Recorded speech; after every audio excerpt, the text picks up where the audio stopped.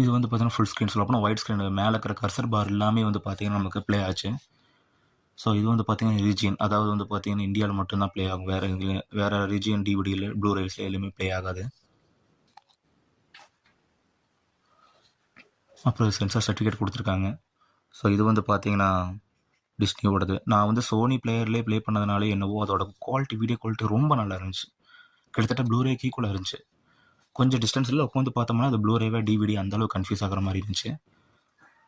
So இது வந்து பார்த்தீங்கன்னா 2012 வந்து ரிலீஸ் பண்ணியிருக்காங்க.